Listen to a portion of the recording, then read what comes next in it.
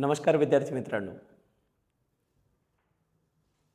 बघा, मागच्या जर एक्झामचा आढावा घेतला असेल आपण, ते कंबाईंड असेल, राज्यसेवा प्रिलियम असेल किंवा यामध्ये ग्रुप बी, ग्रुप सी यामध्ये असेल, तर आपल्याला एक गोष्ट प्रकर्षाने जाणवली असेल की यावर एखादा प्रश्न असा येतोय की ज्यावर ॲग्री, इंडस्ट्री आणि सर्व्हिस म्हणजे कृषी, उद्योग आणि सेवा या 3 क्षेत्रांच्या तुलना केलेल्या असतील किंवा ह्या GDP यांचं प्रमाण तरी विचारलेलं असेल. मग आता यावरनं मी सुरुवात करतोय बघा, की खरं म्हणजे आपण एक व्याख्या सांगतोय की GDP म्हणजे काय, तर GDP म्हणजे देशाच्या भौगोलिक क्षेत्राच्या आत एका वित्तीय वर्षामध्ये निर्माण होणाऱ्या वस्तू व सेवांची गोळाबेरीज म्हणजे GDP होय. मग हे जे काही उत्पन्न येतंय किंवा जे काही GDP येते, जे काही वस्तू आणि सेवा ही जी निर्माण होते, हे खऱ्या अर्थाने कोणत्या आणि किती क्षेत्रातनं येते, तर याचे क्षेत्र आहेत 3. नंबर 1 यामध्ये कृषी, नंबर 2 उद्योग आणि नंबर 3 सेवा. कृषी क्षेत्राला आपण प्राथमिक क्षेत्र या नावाने सुद्धा संबोधतो किंवा ओळखतो, तर उद्योग क्षेत्राला आपण द्वितीय क्षेत्र व सेवा क्षेत्राला तृतीय, चतुर्थ व पंचम या नावाने देखील आपण ओळखत असतो. प्राथमिक क्षेत्रामध्ये कृषी या सहित अजून मासेमारी, वनसंपदा यासोबत कृषी संदर्भात किंवा त्याला रिलेटेड असणारे जोड व्यवसायांचा देखील समावेश होत असतो यामध्ये. तर बघा, या GDP मध्ये एकूणच कृषी, उद्योग आणि सेवा यांचे प्रमाण भारत स्वातंत्र्यानंतर, म्हणजे मी इथं लिहिलेलं आहे बघा आता, की 1950-51 पासून तुलना करतोय, तिथून तर अगदीच 2023-24 पर्यंत यांचा आढावा घेण्याचा प्रयत्न केला आहे व यावर वारंवार प्रश्न येतात, ते मी बोलेलो जरा वेळेत. तर बघा, कृषी क्षेत्राचा जर विचार केला तर पूर्वीच्या काळी असं म्हटलं जात होतं, जसं भारत स्वतंत्र झाल्यानंतर एक वाक्य असायचं आणि आपण सगळ्यांनी वाचलेलं आहे की भारत कृषी प्रधान देश होता. मात्र आता जर आपण बघितलं तर भारत हा फक्त कृषी प्रधानच देश आहे, हे वाक्य आपल्याला खूप रिअर किंवा कमी किंवा नसल्यासारखं ऐकायला मिळतंय. मग याचं कारण काय असणार आहे, हेच कारण यातनं तुम्हाला मिळणार आहे. बघा, तर बघा, कृषी क्षेत्रामध्ये आपण 1950-51 मध्ये जर बघतोय, तर एकूण GDP पैकी, म्हणजे असं गृहीत धरा की 100% GDP मी गृहीत धरलेला आहे, ठीक आहे. तर एकूण GDP पैकी 53% म्हणजे 53% हे उत्पन्न हे GDP मधलं कृषी क्षेत्रातलं होतं. मात्र त्यावेळेस जर बघितलं तर एकूण जे ही पब्लिक, म्हणजेच मी म्हणतोय कामगार, ते 100% कामगारांपैकी 70% कामगार हे कृषी क्षेत्रात कामाला होते. बघा, म्हणजे GDP मध्ये 53% उत्पन्न हे कृषी क्षेत्रातनं आणि 70% उत्पन्न, म्हणजे 70% हे पब्लिक हे कुठं काम करत होती, कृषी क्षेत्रात. हेच प्रमाण जर त्या काळामध्ये आपण उद्योगात बघतोय तर हे 16.6% उत्पन्न GDP मध्ये उद्योग क्षेत्रातलं होतं आणि यामध्ये काम करणारे होते 100% पैकी 16%. आणि हेच आपण जर बघतोय सेवा क्षेत्र, तर यामध्ये GDP मध्ये वाटा होता 30.4% आणि यामध्ये एकूण पॉप्युलेशन वर्क करणारी होती, म्हणजे कामगारांची संख्या होती एकूण संख्येपैकी 14%. मग या काळात सुद्धा आपल्याला लक्षात येत आहे की कृषी क्षेत्रातला जरी GDP मध्ये वाटा जास्त असेल तरी त्या मानाने एकूण कामगारांच्या संख्येपैकी जास्तीत जास्त संख्या ही कृषी क्षेत्रातच होती किंवा आताही आहे. उद्योग क्षेत्राकडे बघितला असता एक गोष्ट लक्षात येते की ज्यावेळेस भारत स्वतंत्र झाला त्यावेळेस जितकं प्रमाण हे GDP मध्ये उद्योग क्षेत्राचं होतं, तितकंच प्रमाण, त्या बरोबरीचं प्रमाण हे कामगारांचं देखील त्यामध्ये होतं, ठीक आहे. त्यानंतर कृषी क्षेत्राचा विचार केला तर एक गोष्ट प्रकर्षाने जाणवते की जे कामगार, जे लोक, जी पॉप्युलेशन सेवा क्षेत्रामध्ये काम करणारी होती, त्यांना बाकी मोबदला मिळणारा हा अतिशय छान होता. म्हणजे त्यांचं जर आपण जर पर कॅपिटा इन्कम जर काढलं फक्त तेवढ्याच, तर त्यामध्ये एक प्रकर्षाने जाणवेल की सेवा क्षेत्रामध्ये सुद्धा मिळणारा मोबदला त्या काळातही, म्हणजे आपण ज्या काळातला विचार करतोय त्या काळात पण छानच होता. आता थोडासा पुढे विचार करू बघा.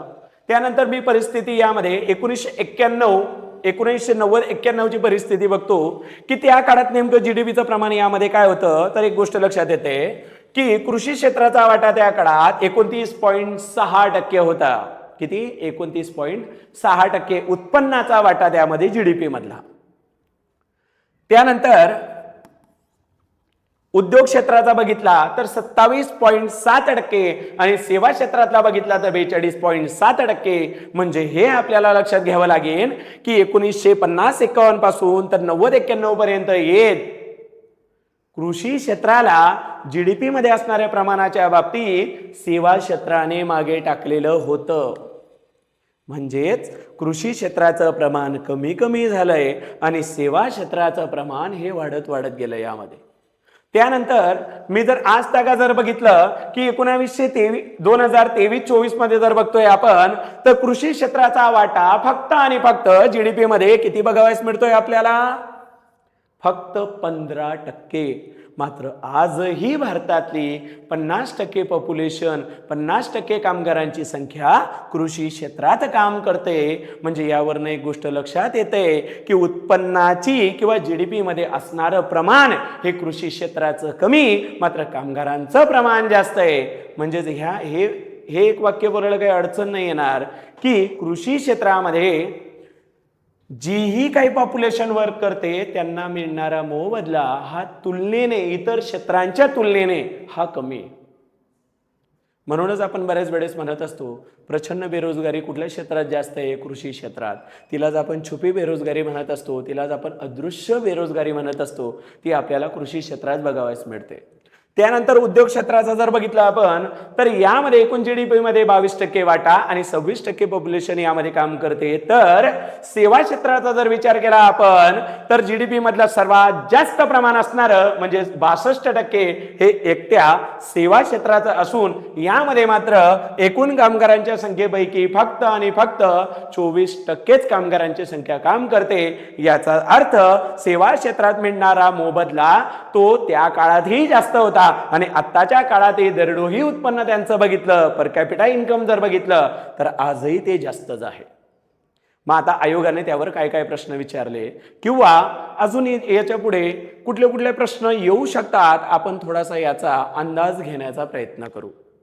आलेल्या प्रश्नांवर बोलतो किंवा कुठले प्रश्न येऊ शकतात त्याचा एक आढावा घेऊ, तुम्हालाही तो अंदाज येईल. तर बघा यामध्ये तुम्ही ठरवायचं, मी बोलत जाईल, मी नंतर आन्सर देईल, तुम्ही पहिल्यांदा तुमचं ऐकल्यानंतर द्यायचं आहे. तर कृषी क्षेत्राचा वाटा भारत स्वातंत्र्यापासून आजपर्यंत कमी कमी कमी कमी कमी हो जात आहे. विधान चूक की बरोबर? तर विधान असणारे बरोबर. कृषी क्षेत्राचा वाटा 53 पासून हा 91 पर्यंत आला. 91 पर्यंत 29.6 आणि हा आज तका बघितला तर आपण होतोय हा 15%. म्हणजे भारत स्वातंत्र्यापासून आजपर्यंत कृषी क्षेत्राचा दर हा वाढता दर हा घटता दर म्हणजे उतरत्या क्रमाने आपल्याला दिसत आहे. उद्योग क्षेत्राचा जर विचार केला आपण तर उद्योग क्षेत्रामध्ये अगदी 2000 आपण बघितलं की 50-51 पासून तर 90-91 पर्यंत उद्योग क्षेत्राचा वाढीचा दर दिसतोय. मात्र 91 पासून पुढे बऱ्यापैकी हा स्थिर अवस्थेत जाणवत आहे. कशा अवस्थेत? स्थिर अवस्थेत जाणवत आहे. मात्र सेवा क्षेत्राचं जर बघितलं आपण तर सेवा क्षेत्रामध्ये आपण की ज्या वेळेस सेवा क्षेत्रातला आपण सुरुवातीला बघतोय आपण की 50-51 मध्ये 30.4%, मात्र आता हे प्रमाण दुपटीने झालेलं दिसतंय म्हणजे 62% पर्यंत आलेलं आहे. यावरनं एक गोष्ट लक्षात येते की सेवा क्षेत्राचं प्रमाण हे आपल्या भारताच्या जीडीपी मध्ये हे वाढत्या दराचं आहे, दिवसेंदिवस वाढत आहे. म्हणजे ही एक गोष्ट यातनं एक वाक्य तयार होतंय की भारताची अर्थव्यवस्था ही सेवा आधारित अर्थव्यवस्था बनत आहे. ठीक आहे. पहिल्यांदा एक ओळख होती आपली की कृषी प्रधान देश म्हणून भारत ओळखला जात होता.